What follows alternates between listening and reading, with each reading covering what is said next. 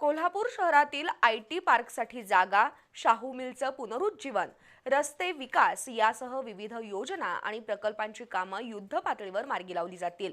या माध्यमातून कोल्हापूरला राज्याच्या टॉप 10 शहरात स्थान मिळवून देऊ, अशी ग्वाही राज्य नियोजन मंडळाचे कार्यकारी अध्यक्ष आमदार राजेश क्षीरसागर यांनी आज कोल्हापुरात पत्रकारांशी बोलताना दिली. महायुती सरकार सर्वच स्तरावर युद्ध पातळीवर काम करत असल्यानं विरोधकांचे फेक नॅरेटिव्हचे प्रयत्न फसत चालले आहेत, असा टोलाही आमदार क्षीरसागर यांनी लगावला. राज्याच्या अर्थसंकल्पीय अधिवेशनात मुख्यमंत्री देवेंद्र फडणवीस यांनी कोल्हापूरशी संबंधित विविध योजना आणि त्यासाठी लागणारा निधी यांची घोषणा केली आहे. गेल्याच आठवड्यात कोल्हापूर शहरातील आयटी पार्कसाठी 34.36 हेक्टर जमीन मान्यता, श्री शाहू छत्रपती मिल्स पुनरुज्जीवन, ज्योतिबा मंदिर परिसर विकास आराखडा यासह अनेक महत्त्वपूर्ण घोषणा शासनाकडून झाल्या आहेत. या पार्श्वभूमीवर आमदार राजेश क्षीरसागर यांनी आज कोल्हापुरात पत्रकार परिषद घेतली.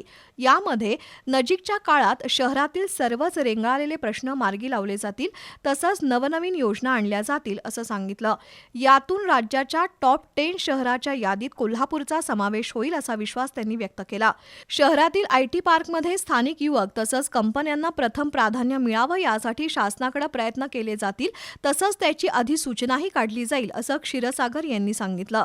यावेळी जिल्हाप्रमुख सुजित चव्हाण, नगरसेवक ऋतुराज क्षीरसागर, रत्नेश शिरोळकर, सत्यजित जाधव, माजी आमदार जयश्री जाधव यांच्यासह पदाधिकारी उपस्थित होते.